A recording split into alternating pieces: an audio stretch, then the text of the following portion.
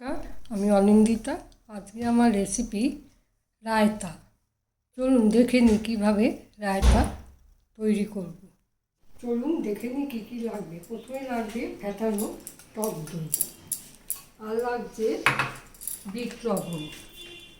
আচ্ছা, এখানে আমি নিয়েছি কিউব করা একটা টমেটো, আর নিয়েছি আপেলের কুচি, আর নিয়েছি শশার কুচি, আর এটা হচ্ছে ভাজা মশলা, যেটা আমি ধনে, জিরা এবং একটা শুকনো লঙ্কা দিয়ে করেছি। আর এই হচ্ছে চাট মশলা, আর এই হচ্ছে কাশ্মীরি গুঁড়ো লঙ্কা কিছুটা। আচ্ছা, এবার আমি কীভাবে এটা তৈরি করছি সেটা দেখে নিই। প্রথমে দইটাকে ভালো করে ফেটাবেন, ভালো করে ফেটাবেন। তারপরে এর মধ্যে অল্প একটু জল দেবেন, সামান্য জল দেবেন, এই যে সামান্য জল। এবার জল দিয়ে আপনারা আরও ভালো করে ফেটাবেন।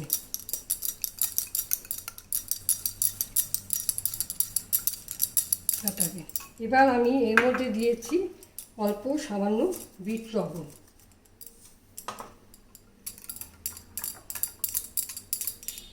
আর এরপর দিয়ে দিচ্ছি এক এক করে টমেটো, এই যা কুচি করে রেখেছিলাম, এই হচ্ছে আপেলের কুচি, এই হচ্ছে শশার কুচি।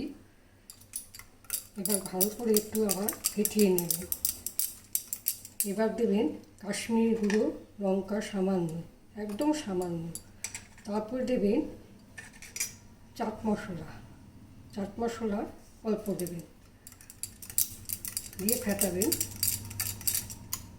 আর সব শেষে দেবেন ভাজা মশলা।